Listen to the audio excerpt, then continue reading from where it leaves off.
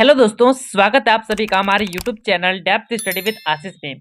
दोस्तों, इस वीडियो में हम लोग क्लास 12th का पॉलिटिकल साइंस का वेरी इंपॉर्टेंट सब्जेक्टिव क्वेश्चंस देखने वाले हैं, जो कि आपके एग्जाम के लिए बहुत ही ज़्यादा इंपॉर्टेंट है। दोस्तों, इससे पहले मैंने एमसीक्यू के 2 पार्ट बना दिए हैं। पहला पार्ट और दूसरा पार्ट, दोनों पार्ट की लिंक आपको डिस्क्रिप्शन में मिल जाएंगे, जो कि दोस्तों दोनों जो है एमसीक्यू है। यदि आपको एमसीक्यू में एक अच्छा रिजल्ट करना है दोस्तों, आप जो है वो दोनों वीडियो को देखिए। और यदि आपको सब्जेक्टिव पे अच्छा रिजल्ट करना है दोस्तों, इस वीडियो को शुरू से लेकर अंत तक देखिए, ठीक है। तभी दोस्तों आपका जो है एक अच्छा रिजल्ट हो सकता है, ठीक है। दोस्तों, यदि आप हमारे चैनल पर नए हैं तो चैनल को सब्सक्राइब कर लीजिए, और यदि आपको हमारे टेलीग्राम ग्रुप से ज्वाइन होना है तो उसका लिंक आपको डिस्क्रिप्शन में मिल जाएगा, ठीक है। तो सबसे पहला क्वेश्चन दोस्तों आपका कि शीतयुद्ध क्या है, मतलब शीतयुद्ध से आप क्या समझते हैं या फिर शीतयुद्ध का तात्पर्य क्या है। ऐसा क्वेश्चन यदि आपके एग्जाम में आता है दोस्तों, उसका आंसर एक ही होगा, ठीक है।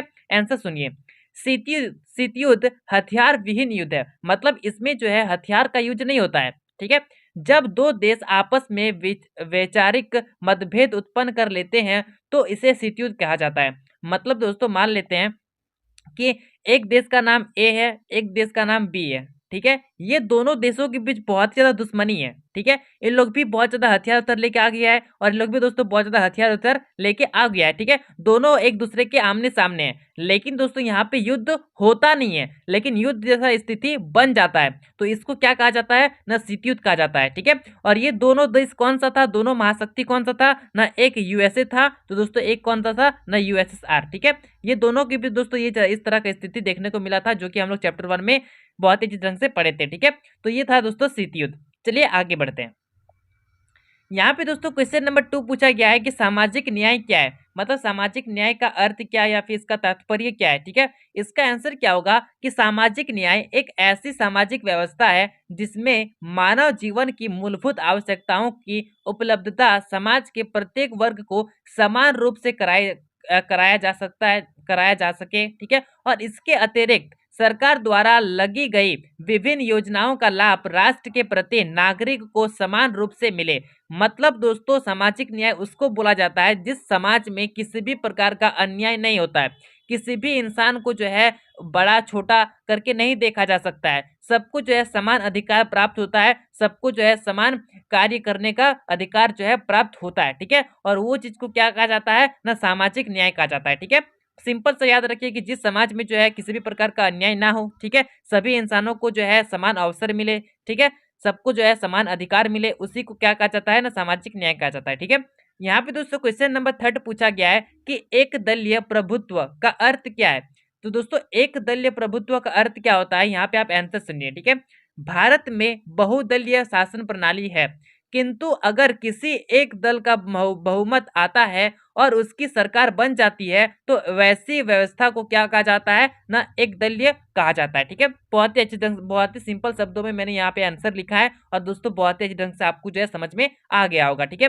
यदि दोस्तों इसका पीडीएफ चाहिए तो सबसे पहले आप कमेंट कीजिए। यदि दोस्तों ज्यादा लोगों का कमेंट आता है तो दोस्तों इस पीडीएफ को मैं जो है टेलीग्राम ग्रुप में अपलोड कर दूंगा, और टेलीग्राम ग्रुप का लिंक आपको ऑलरेडी जो है डिस्क्रिप्शन में मिल जाएगा, ठीक है। चलिए दोस्तों नेक्स्ट क्वेश्चन को समझते हैं। यहाँ पे दोस्तों क्वेश्चन नंबर 4 पूछा गया है, जो कि आपके एग्जाम के लिए वेरी इंपॉर्टेंट है। आसियान के 10 देशों के नाम बताइए, ठीक है। मतलब दोस्तों आसियान में जो 10 देश हैं, 10 देशों के नाम जो है आपको बताने हैं, ठीक है। तो दोस्तों यहाँ पे आपको पहले लिखना है कि आसियान के 10 देश निम्नलिखित हैं, उसके बाद यहाँ पे 1 नंबर 2 नंबर करके जो है आपको सारे देशों के नाम लिख देना है, ठीक है। सबसे पहला है इंडोनेशिया, दूसरा है मलेशिया, तीसरा है फिलीपींस, चौथा है सिंगापुर, 5 नंबर पे है थाईलैंड, 6 नंबर पे यहाँ पे मैंने लिखा है दारुसलाम, नेक्स्ट है 7 नंबर पे वियतनाम, 8 नंबर पे है लाओस, ठीक है, 9 नंबर पे है म्यांमार, और अंतिम है दोस्तों यहाँ पे आपको दिख रहा होगा कंबोडिया, ठीक है। तो ये 10 देश नाम हो गया, ठीक है। 10 देशों के नाम यहाँ पे मैंने आपको लिखकर बता दिए। यहाँ पे दोस्तों नेक्स्ट क्वेश्चन है कि विदेशी नीति से क्या अभिप्राय है, मतलब विदेशी नीति किसे कहा जाता है। यहाँ पे दोस्तों आंसर आप देख सकते हैं कि आधुनिक समय में प्रत्येक राष्ट्र को दूसरे राष्ट्रों के साथ संपर्क स्थापित करने के लिए विदेशी नीति निर्धारित करनी पड़ती है। संक्षेप में विदेश नीति से तात्पर्य उस नीति से है जो एक राज्य द्वारा अन्य राज्यों के प्रति अपनाई जाती है, ठीक है। तो ये रहा इसका आंसर। चलिए दोस्तों नेक्स्ट क्वेश्चन को समझते हैं। यहाँ पे दोस्तों क्वेश्चन नंबर 6 पूछा गया है कि सुरक्षा क्या है, मतलब सुरक्षा किसे कहा जाता है। ठीक है। यदि दोस्तों आप यहाँ पे आंसर को नहीं देखिएगा, यदि आप अपने से आंसर दे सकते हैं तो वो भी बहुत ही अच्छी बात है दोस्तों। आप चाहे कमेंट में कमेंट कर सकते हैं कि सुरक्षा का अर्थ क्या है, ठीक है, या फिर सुरक्षा से आप क्या समझते हैं। लेकिन दोस्तों एक सटीक आंसर क्या हो सकता है कि सुरक्षा का जो बुनियादी अर्थ होता है वो होता है खतरे से आजादी। ठीक है, खतरे से आजादी मतलब दोस्तों जिस जगह पर खतरा नहीं है, ठीक है, मतलब उस जगह पर हम सुरक्षा है, सुरक्षित है, और उसी को क्या कहा जाता है ना, सुरक्षा कहा जाता है। ठीक है, जिस जगह पर खतरा ना हो उसी को सुरक्षा कहा जाता है। ठीक है, बहुत ही अच्छे ढंग से मैंने यहाँ पे आपको आंसर बताया। यहाँ पे दोस्तों नेक्स्ट क्वेश्चन है कि पृथ्वी सम्मेलन या फिर रियो सम्मेलन क्या है। ठीक है, ये दोस्तों आपके एग्जाम में पूछता है, ठीक है, बार बार पूछता है, ये वेरी इंपॉर्टेंट है। ठीक है, तो दोस्तों इसको जो है बहुत ही अच्छे से करके जाइएगा। यहाँ पे दोस्तों आंसर है कि 1992 में संयुक्त राष्ट्र संघ का पर्यावरण और विकास के मुद्दे पर केंद्रित एक सम्मेलन ब्राजील के रियो डी जेनेरो में हुआ था। इसी को क्या क्या कहा जाता है ना, पृथ्वी सम्मेलन कहा जाता है, और इसी को जो है रियो सम्मेलन भी कहा जाता है। ठीक है, इसका मेन पर्पस क्या था ना, पर्यावरण को सुरक्षित रखना। ठीक है, चलिए नेक्स्ट क्वेश्चन को समझते हैं।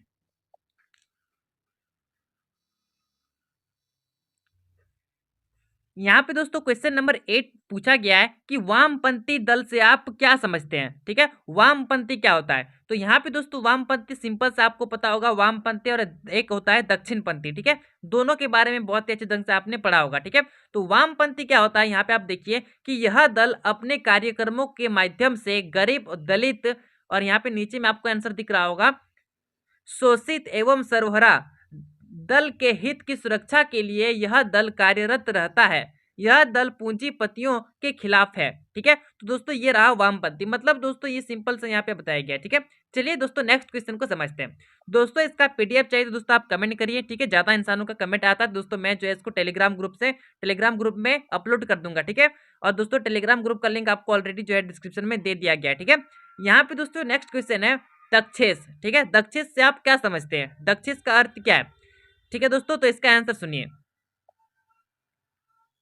यहाँ पे दोस्तों यहाँ पे आंसर बताया गया है कि दक्षेस, जिसको इंग्लिश में क्या कहा जाता है, the south Asian association of regional, ठीक है, कोऑपरेशन। ठीक है, दोस्तों दक्षेस क्या होता है कि 8 दक्षिण एशियाओं देशों का समूह है। ठीक है, इसमें जो है 8 देश है जो कि दक्षिण एशिया के हैं। ठीक है, इसमें से कौन कौन से देश है ना, इसमें है भारत है, भूटान है, ठीक है, अफगानिस्तान है, मालदीव है, नेपाल है, पाकिस्तान है, श्रीलंका है और बांग्लादेश है। ठीक है, और इसकी स्थापना कब हुई थी ना, 8 सितंबर 1985 को। ठीक है, तो दोस्तों ये रहा आपका दक्षिण के बारे में। ठीक है, सिंपल से यहाँ पे ऐसा भी प्रश्न पूछ सकता है ऑब्जेक्टिव में कि निम्नलिखित में से कौन सा देश जो है दक्षिण में शामिल नहीं है। ठीक है, तो इसमें से कोई भी 3 ऑप्शन दे देगा और एक ऑप्शन जो है बाहर से दे देगा। ठीक है, तो दोस्तों इस तरह का क्वेश्चन भी आपके एग्जाम में पूछा जा सकता है। ठीक है, और दोस्तों मैं आपको बता देता हूँ कि एमसीक्यू का ऑलरेडी मैंने 2 पार्ट बनाकर अपलोड कर दिया है, दोनों पार्टों का लिंक आपको डिस्क्रिप्शन में मिल जाएगा। ठीक है, वेरी वेरी इंपॉर्टेंट एमसीक्यू है जो कि आपके एग्जाम के बहुत ही ज्यादा इंपॉर्टेंट होगा। ठीक है, तो दोस्तों दोनों वीडियो को देखिए जिसका लिंक आपको डिस्क्रिप्शन में मिलेगा। ठीक है,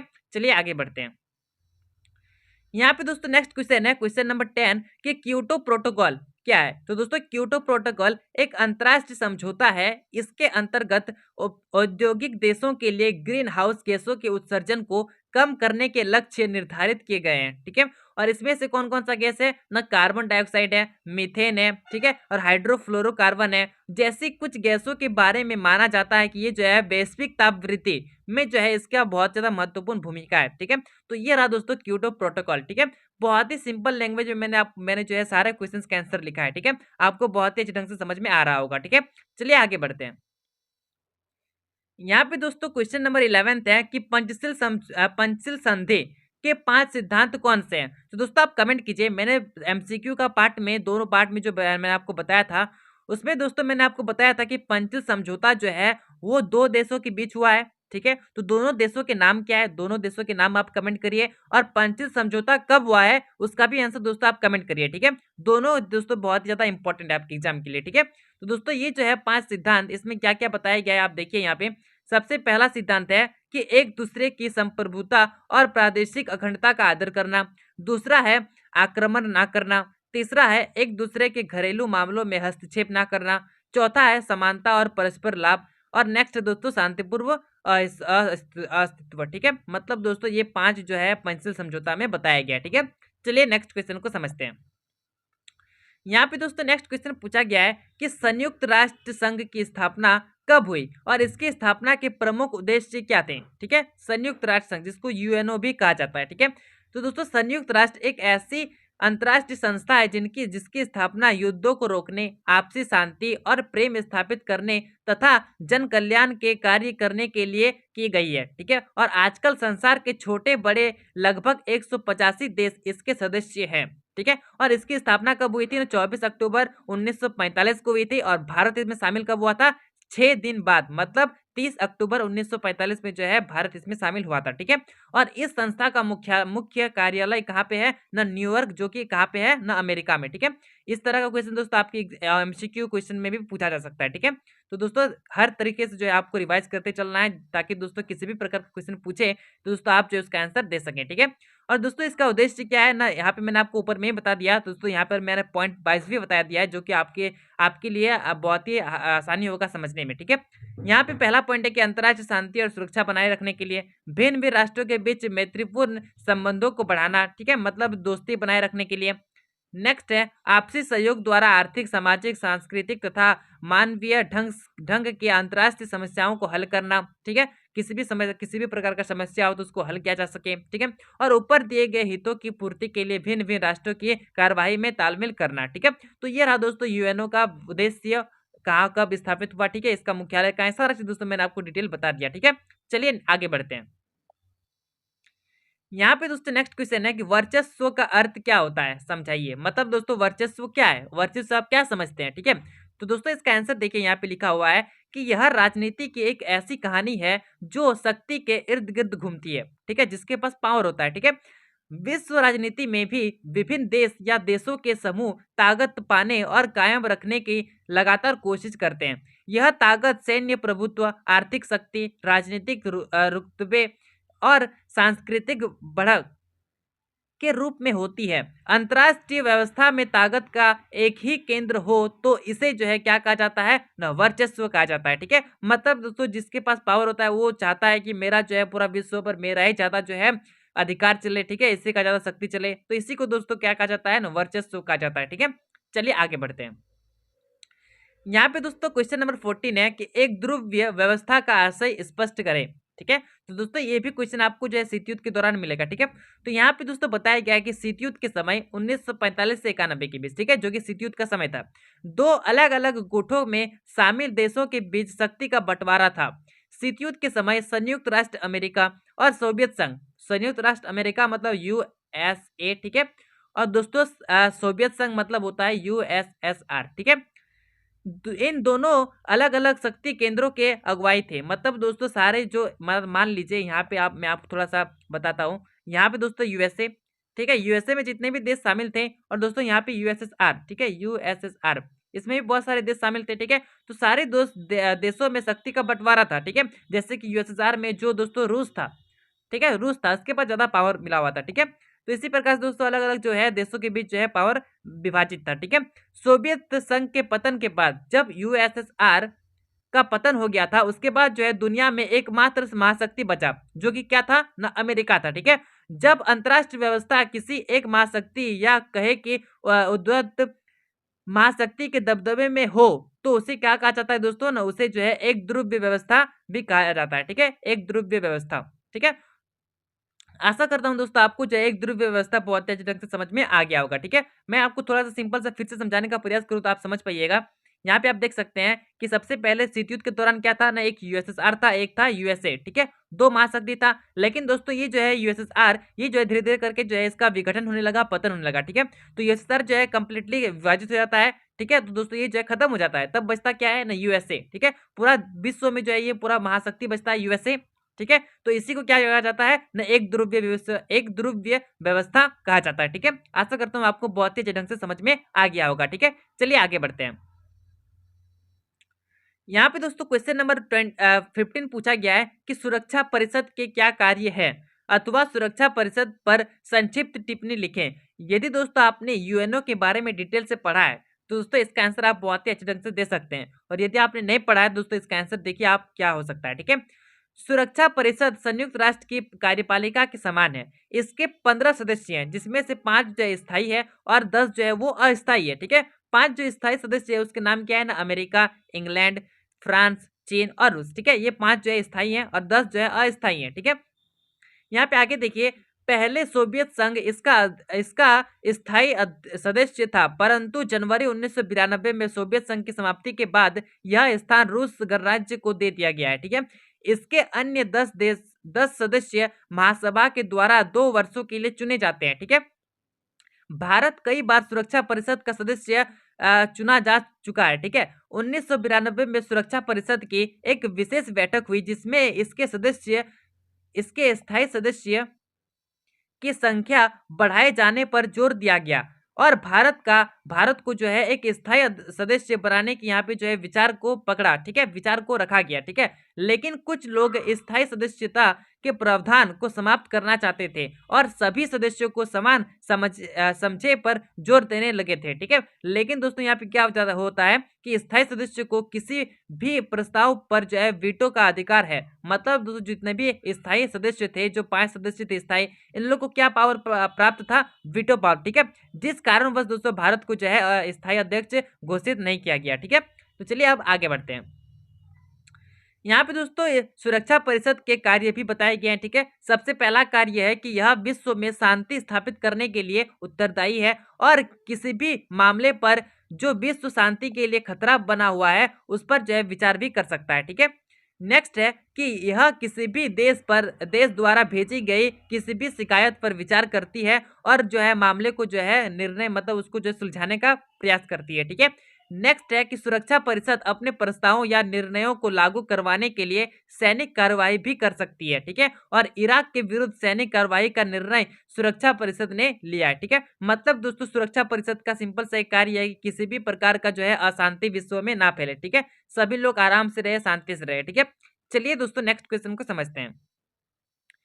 यहाँ पे नेक्स्ट क्वेश्चन पूछा गया है, बहुत ही सिंपल क्वेश्चन है कि संयुक्त राष्ट्र संघ यूएनओ के प्रधान अंग बताइए। मतलब जो 6 अंग है उन 6 अंगों का नाम आपको जो यहाँ पे बताना है। ठीक है, सबसे पहला अंग है संयुक्त राष्ट्र महासभा, दूसरा है सुरक्षा परिषद। इसी के बारे में दोस्तों मैंने आपको थोड़ा देर पहले इससे पहले वाला क्वेश्चन में बताया। ठीक है, कि 5 था स्थायी सदस्य, 10 था अस्थायी। ठीक है, इसके पास वीटो है। ठीक है, यहाँ पे दोस्तों नेक्स्ट है आर्थिक और सामाजिक परिषद, नेक्स्ट है न्याय परिषद, नेक्स्ट है अंतर्राष्ट्रीय न्यायालय और अंतिम है सचिवालय। ठीक है, तो ये रहा 6 जो है आपका यूएनओ का अंग।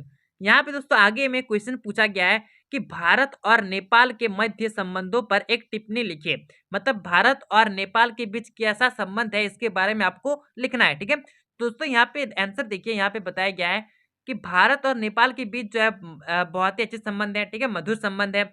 दोनों देशों के बीच एक संधि हुई है। इस संधि के तहत दोनों देशों के नागरिक एक दूसरे देश जो है बिना वीजा पासपोर्ट के जा सकते हैं। ठीक है, आ जा सकते हैं और वहाँ पे काम भी कर सकते हैं। ठीक है, खास संबंधों के बावजूद दोनों देशों के बीच अतीत में व्यापार से संबंधित मन मुटाव है। मतलब दोस्तों व्यापार से रिलेटेड जो है कुछ जो है यहाँ पे जो है अच्छा संबंध देखने को नहीं मिलता है। ठीक है, ये चीज पास्ट का बात हो रहा है। ठीक है, अतीत का।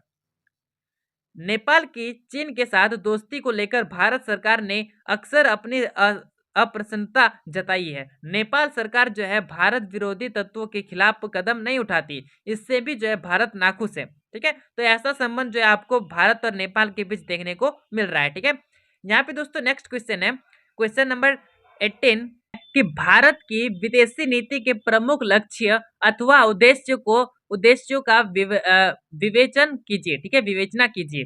तो दोस्तों इसका आंसर आपको इस प्रकार से लिखना है कि भारत की विदेशी नीति का प्रमुख लक्ष्य अथवा उद्देश्य राष्ट्रीय हितों की पूर्ति व विकास करना है। ठीक है, और उसके बाद यहाँ पे जो है निम्नलिखित कर देना है। ठीक है, और इस तरह से दोस्तों आपको जो 1 नंबर 2 नंबर करके लिखना है। ठीक है, तो अंतर्राष्ट्रीय शांति व सुरक्षा का समर्थन करना तथा आपसी मतभेदों के शांतिपूर्ण समाधान का प्रत्ययन करना। ठीक है, ये रहा पहला पॉइंट। दूसरा पॉइंट है कि संघर्ष नीति तथा सैन्य गुटबाजी का विरोध करना, ये रहा दूसरा पॉइंट। तीसरा है कि शस्त्रों की होड़, विशेष रूप से आणविक शस्त्रों की होड़ का विरोध करना और व्यापक निशस्त्रीकरण का समर्थन करना। मतलब किसी भी प्रकार का हिंसा ना करना। ठीक है, नेक्स्ट है राष्ट्रीय सुरक्षा को बढ़ावा देना ताकि राष्ट्र की स्वतंत्रता और अखंडता पर हर प्रकार के खतरे को रोका जा सके। ठीक है, नेक्स्ट है साम्राज्यवाद, उपनिवेशवाद, नस्लवाद, पृथकवाद, ठीक है, और सैन्यवाद का विरोध करना। मतलब किसी भी प्रकार का ऐसा ना हो कि लड़ाई झगड़ा का माहौल बने। ठीक है, यहाँ पे दोस्तों नेक्स्ट पॉइंट है स्वतंत्रता आंदोलन, लोकतांत्रिक संघर्षों और आत्मनिर्धारण के संघर्षों का समर्थन करना। नेक्स्ट पॉइंट है शांतिपूर्ण सह अस्तित्व और पंचशील के आदेशों को जो है बढ़ावा देना।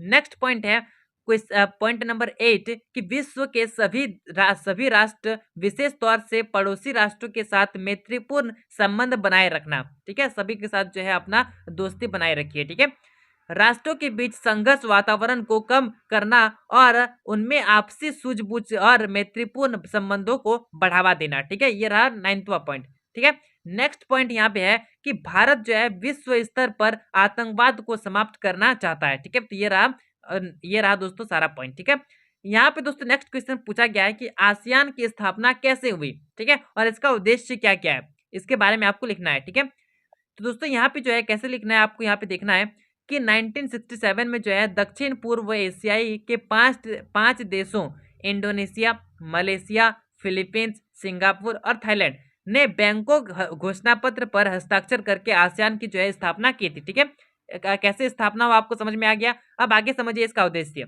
इसका मुख्य उद्देश्य आर्थिक विकास को तेज करना और उसके माध्यम से सामाजिक और सांस्कृतिक विकास करना है था। ठीक है, तो ऐसा दोस्तों आपको जो है इसके बारे में लिखना है। ठीक है, आगे है कि कानून के शासन और संयुक्त राष्ट्र के नियमों पर आधारित क्षेत्रीय शांति और स्थायित्व को बढ़ावा देना भी इसका अन्य उद्देश्य था।